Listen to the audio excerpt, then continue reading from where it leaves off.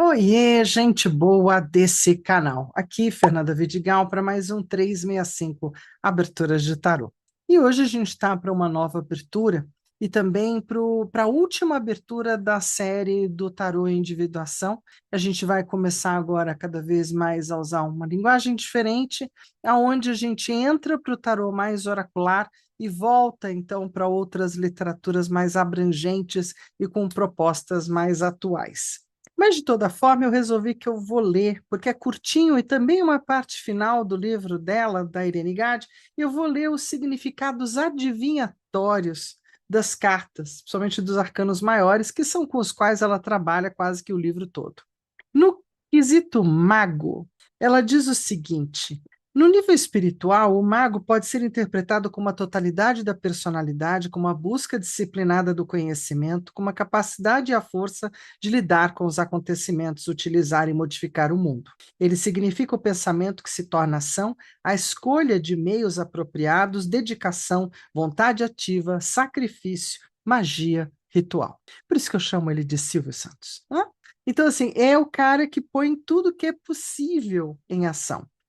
No nível tangível, essa carta indica reflexão antes do início de um projeto, autoconhecimento, autorreflexão, autoconsciência, iniciativa, tomada de riscos calculados, a capacidade de discernir e julgar, de se nortear em direção ao objetivo, a capacidade de se defender, de compreender as peculiaridades de um problema. E aí, se você tem na tua mente a bancada do mago ou a pedra do mago, a posição do mago, uma mão para cima, outra para baixo, os quatro elementos ou ferramentas do mago à disposição dele, eu te faço uma pergunta: aonde mais você pode encontrar essa figura no teu dia a dia comum? E olha que eu já olhei em vários lugares, mas em qualquer feira, qualquer, de qualquer gênero, tipo, onde alguém está atrás de uma bancada, oferecendo ferramentas à frente e fazendo grandes gestos com o braço, porque está pegando coisas na bancada de trás, porque está chamando um colega. Então você pode imaginar quantos magos a gente tem e adoro fazer esse transporte, né? É transportar a imagem básica de um arcano para aquilo que tem movimento e tem quase todos os elementos dele. Em que lugar está? Então dá uma olhadinha no seu dia a dia, onde é que você encontra os seus magos? E que magos são esses? Talvez eles sejam de vários gêneros, e isso pode ser bem legal para você ativar o seu mago. Afinal de contas, todos nós estamos atrás de uma bancada em algum lugar com as nossas ferramentas. E o que que a gente faz com elas? Qual é a magia, né? E bom, você que está chegando aqui no 365, seja muito bem-vindo. Se inscreve no canal, que é para poder fazer parte de tudo aquilo que rola por aqui. Para você que já está comigo, aquele lugar sempre cativo no coração, e para vocês dois, aquele joinha e o compartilhar desse vídeo é fundamental para que a gente consiga que o projeto tenha visibilidade e possa seguir adiante. Mais do que isso, se você também com isso compartilhar o vídeo, você sabe que dá mais ibope. Puxa, ajuda pra caramba. E se você quer você ficar mais perto do 365, de uma turma muito bacana que tem estado junto desde o começo dessa jornada, tem o 365 do WhatsApp e basta seguir o link aqui embaixo ou no alto do meu canal e me encontrar lá do outro lado, assim como todas essas pessoas tarotistas, taromantes, amantes do tarô como um todo, e onde a gente acaba conversando, trocando ideias, às vezes ficando em silêncio, tudo na santa paz. Mais do que isso, lá agora a gente já começou a temporada de seleção e convite para os sorteios que vão acontecer breve, muito breve, porque estamos na primavera, das aberturas aqui do 365, de elas serem feitas em seu nome, quem sabe? Se te interessa, segue por aí, te vejo do outro lado. Agora, hoje, a gente tem, então, essa abertura complexa, grande, né? 22 cartas, os 22 arcanos maiores. Vou encerrar essa conversa, também aproveitando para lembrar que Eu sou dessa geração de tarotistas onde a gente praticamente só usava os 22 para quase tudo. Pergunta, resposta, onde é, como é, de que jeito é. Os menores davam pequenas nuances daquilo que seria do dia a dia. Traziam as pessoas, traziam o nível de incorrência ou ocorrência, mostravam delicadezas e movimentos que compunham com os maiores, né? Confesso que essa é a minha escola mais forte, a primeira, né? Toda primeira escola é muito forte, gente. Então, ela é meu fundamento. De toda forma, a gente também acabou abrindo todos os outros leques de conhecimento ao longo do caminho, e por isso mesmo eu fiz esse mergulho de volta num livro tão antigo, mas que valeu demais, trouxe algumas aberturas minimamente únicas.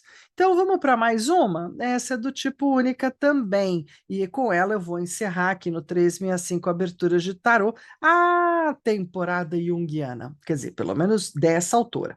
A abertura 267, onde a gente está, em sequência junguiana, 22 arcanos, porque há leituras que atravessam a superfície do tempo, outras, porém, mergulham fundo, revelando o fio invisível que costura a nossa vida inteira.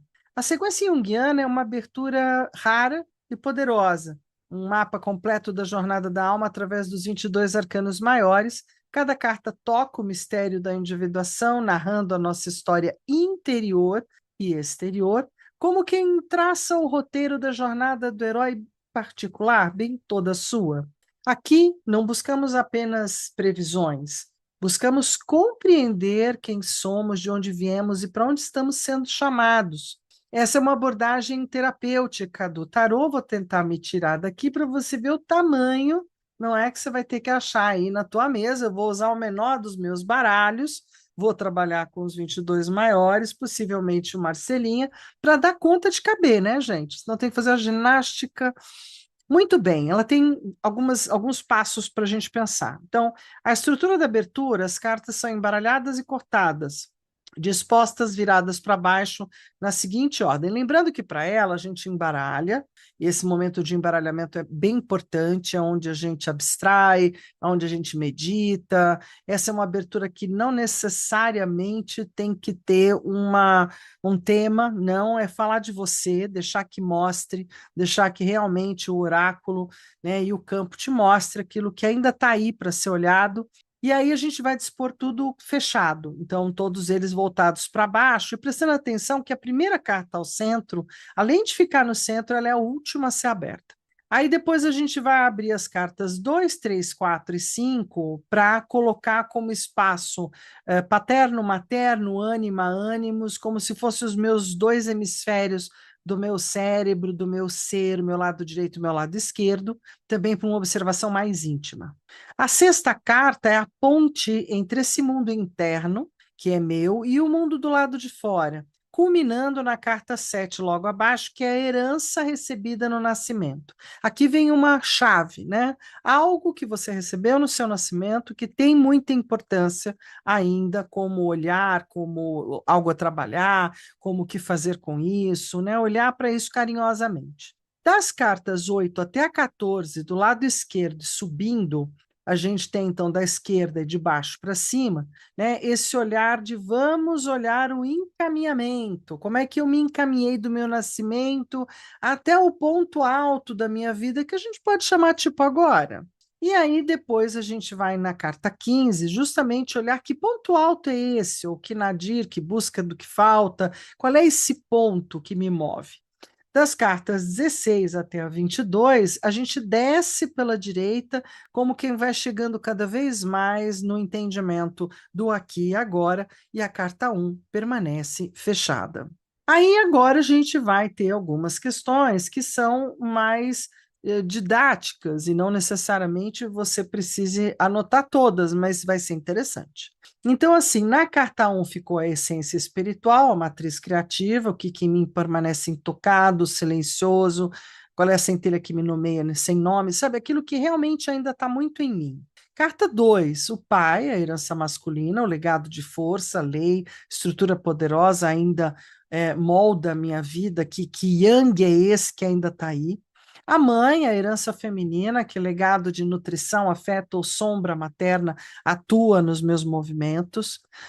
Aí a gente meio que faz, é um contraponto, mas um complemento. O ânimos é o polo masculino interno, como minha energia racional, ativa e estruturante também se manifesta. A ânima é o polo feminino interno, como minha energia sensível e criativa se apresenta.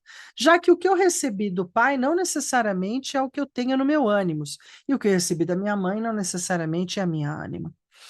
A ponte é a forma como eu integro essa herança interna com o contato do mundo, com o que vem a ser minha vida do lado de fora.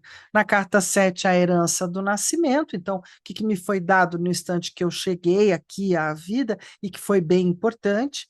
Aí a gente tem a tenra infância, né, no sentido de que a carta 8 e 9 vão falar das sementes que começaram a germinar, as experiências que moldaram meus primeiros passos, tem a ver realmente com a minha infância. O nascimento intelectual, então, quando eu começo a pensar por mim mesma, eu recebo aqui um despertamento, né? Minha mente despertou, e como é que foi isso? Carta 10. Carta 11, o crescimento interior, que aprendizados iniciais abriram espaço para minha expansão interna. Crescimento interior 2, então a carta 11, 12 e 13 é um crescente. Elas caminham meio que juntas, né? Então, quais são os aprendizados iniciais? Como é que eu refinei esse processo e fui amadurecendo? E que movimentos internos me prepararam para o ponto de virada? Por que ponto de virada? É quando realmente eu tomei, talvez, os meus primeiros movimentos sérios de dizer sou assim. Então, a preparação para a reversão, a dica já para isso, é a carta 14, tornando claro as forças ocultas que se moveram nesse momento de grande busca ou de grande sequência da vida. Aí tem o Nadir. Então, assim, o Nadir é a busca que falta, a gente já está aqui no topo, mas para a descida. Qual vazio me move a buscar mais? Porque a gente sempre tem uma fome. Você tem fome de quê, né? Mas é esse lugar vazio tem muito a ver com esse lugar que eu busco, a minha busca. Carta 16, 17, 18 também são linkadas. São as transformações interiores, que é o que eu precisei confrontar para transformar minha alma, que recurso oculto emergiu desse processo de transformação, que aspecto novo de mim nasceu a partir dessas mudanças. Então, o ponto de mudança é o 15, e aqui mostra um pouco do caminhar da carruagem. 16, 17 e 18. No 19, quais foram os grandes desafios, tanto 1 e 2, 19 e 20, né, que provas a vida colocou no meu caminho após a transformação, junto com os obstáculos que ainda hoje me pedem coragem e perseverança, que é a 20. Na carta 21 e 22, de novo, um bloquinho. Qual conquista revela a nobreza da minha trajetória como ponto alto? Bloquinho 2, que realização coroou ou coroará a jornada até aqui. E aí, por final, a gente abre e revela a carta 1, que é o núcleo secreto, né, o fio invisível que deu nó, que deu sentido a toda a narrativa da abertura. Maravilha, vamos jogar? Bora jogar? Que aqui a gente gosta de botar na prática e no jogo, que é o que faz do tarô uma linguagem e um grande ser querido. Vamos lá. Então, estamos aqui, e como eu falei, vou ter que usar o menor baralho que eu tiver para poder caber as 22 e a gente não ficar perdido. Deixa eu dar uma olhadinha para cá. Bom, além disso, eu já dei uma baita embaralhada, a gente pode continuar dando mais uma, e vamos pensando naquilo que eu quero olhar, minha vida, né? Então, a gente corta, como ela coloca ali, deixei na altura, e tá pronto. Então, o que que a gente começa? Essa aqui é a carta 1, essa é a carta 2, essa é a carta 3, a 4, a 5, a 6. Vai ter que colar. A 7, senão a gente não cabe. A 7, a 8, a 9, a 10, a 11, a 12, a 13, a 14. Ui, ui, ui. A 14. Vamos até estica para cá. Vai ver que eu vou ter que esticar a turma de lá também. E puxar mais para cá. E a 15. Tá bom. Deixa eu dar um ângulo um pouquinho melhor aqui. Esse é o núcleo central. tá? Já encolhi ele bem. Então, isso aqui é 15, aí 16, 17, 18, 19, 20, 21, 22. Coube todo mundo. Vou até puxar um pouquinho mais para cá. Para cá, para cá, para cá, para que todo mundo caiba, né? Aqui eu tenho uma elevação, mesmo que não pareça, então me atrapalha. Bom, lembrando que a carta 1 vai ficar aqui até. O que que eu trago do meu pai? Eu trago do meu pai a dor, a dificuldade, a ausência de pai. Nunca vou esquecer quando num trabalho lá em Joinville, um terapeuta também olhou para mim e disse: Você tem a marca da falta de pai. Eu falei: Mesmo? Nossa Senhora, onde foi isso? Né? E aí ele falou assim: dentro do que eu estudo tem a ver com a dificuldade de ter cabelo para mulher, né? De ter o cabelo muito ralo, muito fino, de querer ter uma careca, né? Tem muito a ver com a falta da segurança do pai na vida. E eu, uau, tá bom, ok. Né? Então, assim, sim, eu perdi meu pai, eu tinha 9 anos de idade, então tem uma ausência, e é disso que eu trago da minha figura de pai também, essa paralisação e ausência. Veja como isso ainda está aqui comigo. O que que eu trago da minha mãe? O mundo. Por quê? Porque foi ela que me mostrou o mundo, foi ela que me trouxe ao mundo, foi a minha melhor amiga no mundo. Então, assim, minha mãe foi meu mundo durante quase a vida toda, né? Isso deixou de ser quando eu a perco há 5 anos atrás. Mas, sem sombra de dúvida, tudo que eu vi, aprendi, por onde eu pude caminhar, né? Tem muito a ver com essa questão do mundo, tem muito a ver com o aprendizado de línguas, tem muito a ver com esse lugar, né, da minha mãe. Então, um legado do mundo da minha mãe, um legado de todas as dificuldades ou até da ausência ou da paralisação do meu pai. No meu ânimos, que é aquilo que o meu instinto masculino natural interno é do tipo gladiador, é do tipo corredor, é do tipo desde Ayrton Senna até o Gladiator entra aqui, porque é do tipo corajoso, é do tipo desbrava, é do tipo corre junto com meninos, é daquela que realmente era uma grande enfrentadora, é um lado meu, extremamente masculino, forte, ousado, corajoso, né, destemido, e também quando não tá afim, cara, paralisa, estaciona na garagem, não vai de jeito nenhum. E eu falo que tem um lugar do carro que eu gosto, que é esse. Não, não quero ir, não vou. E acabou. Então, esse é meu lado bem mais yang, e esse é meu lado mais yin, que é uma verdadeira imperatriz. Olha que bonito isso. Eu gostei demais de saber que o meu lado ânima hoje vive uma imperatriz com gosto. Do tipo, tem vaidade, tem sua casa, dona das suas salas. Gosto desse pedaço da música, né, de poder dizer que todo esse território aqui é meu, é do meu conforto, é do meu agrado, é do meu gosto. Aí outro dia eu vi enfim, nessas coisas que a gente fica vendo de tanta informação, que eu tenho uma decoração afetiva na minha casa, porque aqui tudo que eu tenho é herança de alguém ou de algum lugar. Então tudo a gente chama pelo nome. É a avó, é a tia, sabe assim? É uma coisa impressionante, mas eu tenho uma decoração afetiva que tem muito a ver com esse lugar da imperatriz, esse lugar do bom humor, esse lugar do bom convívio, esse lugar que recebe, esse lugar que põe todo mundo junto, e se alguém chegar, a gente põe água no feijão e tá tudo certo, né? Esse lugar bem imperatriz. Como é que eu conecto essa minha intimidade, esse meu lado mais interno, essa minha história com o mundo? Através do meu silêncio, da minha meditação, da minha estrutura de taromante, por que não? Porque eu acho a sacerdotisa alguém que sabe conversar com o oráculo, e se ela sabe conversar com o oráculo, pode ser pelo tarô, pode ser pelas runas, pode ser pelo I Ching, pode ser pelo que ela souber ler, né? Então eu faço essa conexão de forma silenciosa, inconsciente, mas muito perceptiva, sensitiva, né? E recebi no meu nascimento uma estrela. Ai, deve ter sido mesmo.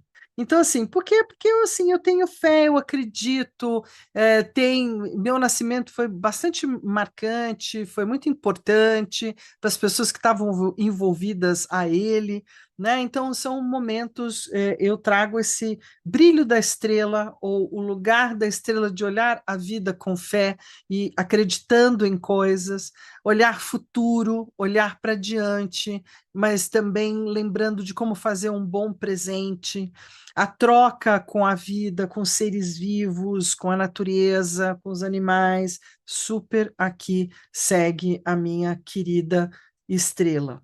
Ai, Fernanda, você não vai cantar a bola para a gente? Não, espero que você tenha anotado, né? A gente anotar ajuda muito. Então, por isso que a gente tem que ter esse lugar. Eu estou na ponte, né? A ponte é exatamente a carta 6 e na 7 a herança de nascimento. Além do que eu estudei bastante essa abertura, que era para não fazer feio, né, gente? Boa.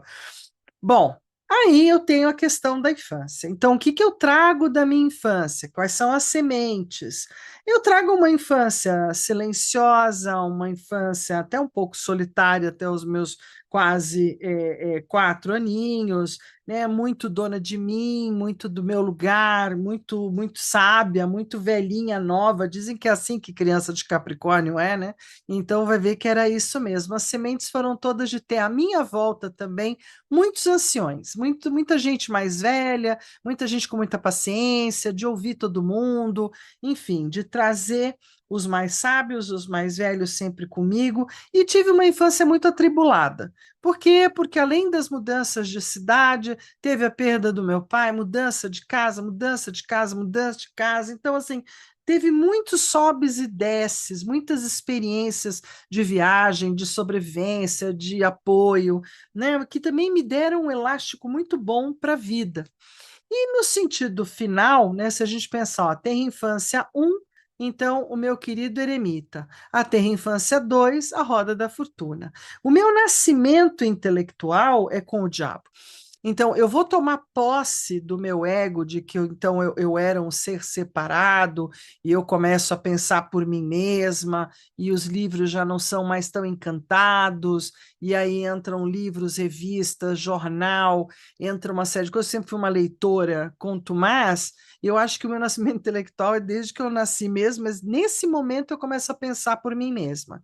Então, eu começo a esconder algumas literaturas que não eram, digamos, bem-vindas para serem lidas, eu emprestava livro de biblioteca, então foi uma época onde eu vou tendo muito gosto. E eu acho que o diabo também funciona para aquele lugar de pré-adolescente, de curiosidade, vontade de saber como é que é o mundo, de ter poder sobre as coisas, né? Sedução, o ser seduzida para novos horizontes e também tentada a fazer algumas coisas, e aí você acaba fazendo alguns discernimentos ou não, porque olha que carta linda, né, que vem na sequência do meu nascimento intelectual, a Dona Justiça.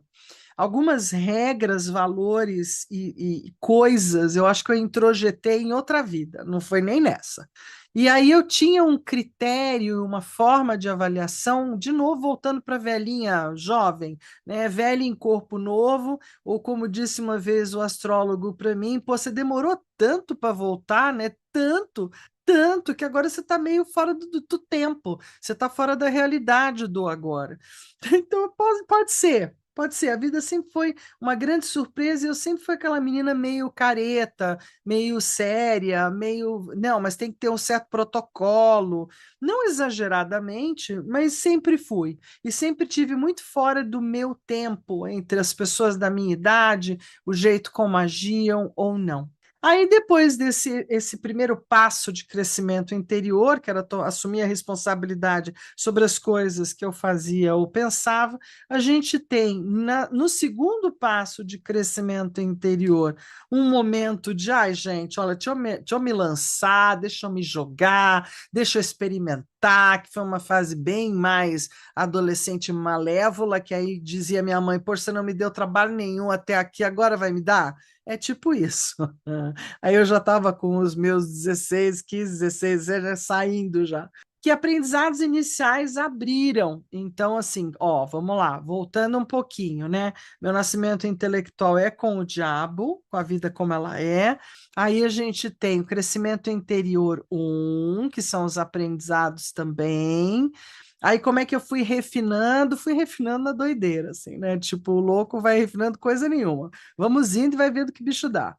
né? Então, esse refinamento vem por aqui, aí vem os movimentos internos típicos que eu fui assumindo, que eu fui realmente usando. Um tipo imperador, um tipo de figura que é teimosa, que vai fazendo as coisas do seu jeito, muitas vezes preferindo a manutenção, a coleção, o guardar do que o arrojar, e isso sempre bateu de frente dentro de mim mesma, né? Levei para terapia um bocado de tempo, porque eu tinha esse pai cuidador junto com essa criança doida. Então vamos fazendo esse sobe e desce, sobe e desce, sobe e desce, para poder chegar naquele ápice, ou quase lá, aonde, graças à minha verdade, nada mais que a minha verdade, da minha própria luz, o meu próprio brilho, eu me sinto pronta para ir buscar mais. Eu achei que eu já tinha resolvido todas as questões, eu quero buscar mais, eu quero me casar, eu quero encontrar aquela pessoa,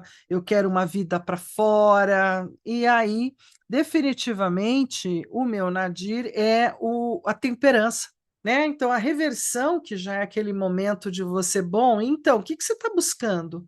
Buscando equilíbrio, buscando paz, buscando mediação, buscando comunhão, buscando estar junto, viver bem, né? O vazio que me fez buscar foi realmente o vazio da falta de parceria ou da falta de um porquê, uma razão maior, e isso vai fazer grandes mudanças internas e externas em busca de equilíbrio, em busca de saúde, em busca de bem-estar mental, físico, espiritual, afetivo, etc. E aí eu precisei fazer algumas transformações, né? Nem tudo sai muito facilmente. Olha lá, ela não mente jamais. E sim, aí eu vou mudar de cidade, eu vou mudar de status, eu vou mudar a vida, vou quebrar um monte de protocolo também. E a mudança que a própria vida vai trazer é a própria transformação interior, porque eu precisei confrontar muitas verdades ou crenças ou padrões religiosos ou sociais nos quais eu estava habituada para poder seguir adiante na minha vidinha. Né? E a próxima transformação fez com que eu tomasse posse da minha bela e da minha fera, que eu sou boa, mas que eu sou má, né? Que novos aspectos, muito mais corajosa e dona de mim, mais consciente de que eu estava escolhendo e fazendo passos. E, né, e na transformação 3, porque ó, o Nadir está aqui, 15, então 16, 17, 18 é o novo. O que, que é o novo? É que eu deixei muita coisa para trás daquilo que eu trouxe aqui desse começo. Eu vou enfrentar muito mais cada dia a dia, ou cada dia um novo dia, e vou construir uma nova história para mim. Primeiro grande desafio, aí era a minha discussão, né? Enfim, meu primeiro grande desafio tem a ver com o próprio morte e renascimento, com o julgamento, com o karma, com tudo aquilo que eu vi inserida ao longo da vida, que tem uma sucessão de sincronicidades, de eventos, de pessoas, e isso foi, de certa forma, provas em ação, provas com pessoas, provas de transformação, de realmente entregar e começar algo novo e começar um novo tempo. A outra grande prova sempre foi das escolhas e do emocional. Né? Foram grandes obstáculos, porque nem todas as minhas escolhas deram certo, claro. Né? E aí eu fui comprar muitos obstáculos, tive muitos obstáculos na vida emocional afetiva, muita pedra no caminho, quase uma pedreira, né? Que nunca me trouxe muita tranquilidade, a não ser agora muito mais velha. Então, obstáculos nas relações também, se a gente chamar os namorados para isso, né? Obstáculos nas minhas escolhas, no retorno das minhas escolhas, né? E no karma, ou naquilo que é a lei do dar e tomar, ou daquilo que já estava um pouco prescrito, ou que já estava comigo. Ponto alto, qual é a conquista que eu mais posso observar? É o meu conhecimento, a minha informação, a minha sabedoria e a minha capacidade de compartilhamento. Eu acho que se há uma conquista que foi muito, muito especial para mim, foi perceber o quanto eu sou professora, sou partilhadora, ensinadora. Me lembro muito bem quando um caboclo virou para mim e falou assim: teu problema é que você é ensinador. Eu falei: quem? Eu não sou senador, não, ensinador. Eu falei, ah, eu ensino, é verdade, porque realmente eu acho que esse é o lugar mais forte, ou a maior força que eu tenho, ou algo de que eu tenho orgulho. E o outro ponto alto de realização tem a ver com a Lua, né? Porque ela coroou e coroará, e acho que vai estar comigo a minha sensibilidade, as minhas percepções extrasensoriais, a minha paranormalidade, ou aquilo que seja da paranormalidade de um ser, né? São essas percepções extrasensoriais, sempre me acompanharam, todas as vivências mais espiritualistas, tenho várias no meu cofrinho, e acho que tudo isso me coroou de não ser nem a figura cartesiana, nem apenas a piegas que acredita em fadas, acredita e salvou mais uma, mas que percebe que entre o céu e a terra há muito mais do que a nossa vã filosofia, e eu que não creio nas bruxas, mas que elas ai. Então aqui tem um caminho, percebam isso, eu consigo reconhecer, e vai ser muito bonito se você conseguir reconhecer o que esses grandes estão tentando te contar de si mesmo, trazer a nível do consciente coisas que são parte da sua história pode ser extremamente enriquecedor, transformador, vazador, porque às vezes a gente precisa dar uma chorada, a gente precisa soltar um pouco as entranhas para poder, inclusive, se curar e ser feliz. E aí, no final, a carta que me revela, olha lá, falei dele, abri, achei o máximo, porque eu já tinha percebido que ele não tinha vindo. Silvio Santos, vem aí. E aí eu dei esse apelido, gente, eu não consigo tirar por enquanto. Então me perdoem os tradicionalistas, me perdoem aqueles que têm outras visões, mas o mago para mim é aquele que tem a sua grande habilidade, está e reside em seduzir a tudo e a todos como um bom prestidigitador, a que todos comprem ou acreditem ou vão na dele, não é? E que tem o dom do encantamento, do início, do levar as pessoas, e gosto muito disso. Sem a menor sombra de dúvida, eu diria que é o meu maior núcleo do alquimista, não é? O do alquimizar a vida e as circunstâncias e as questões, isso faz com que essa abertura tenha me dado mais um presente. Olha lá, eu e os presentes. Esse ano eu estou com 365 presentes, né? E se você que está aí me acompanhando, isso é uma coisa, no mínimo, é um presente, gente. Você poder fazer aberturas diárias para você, como aqui no 365, é um grande presente, é um presente incrível, não é? De conseguir então, estar à disposição para esses símbolos, esses arquétipos irem abrindo a tua consciência sobre questões que parecem um pouco mais inconscientes. E aí eu acho que toda vez que eu faço essa jornada, eu cresço, eu transformo, eu transmuto, eu adoeço, eu me curo, sabe? Tem de tudo um pouco, e essa abertura de hoje não deixou nem um pouquinho a desejar, entrou nessa mesma pegada. A gente tem uma nova jogada amanhã, então por isso fica aí comigo, não me abandona. Amanhã a gente vai falar de uma jogada mais simples, 8 cartas, simbologia pessoal. Vamos ver qual que é a sua? Eu vou mostrar a minha e vamos ver como símbolos podem ser importantes para o nosso dia a dia. Combinado? Então aquele um beijo, um queijo, um tarotê para todos vocês. Valeu, até amanhã.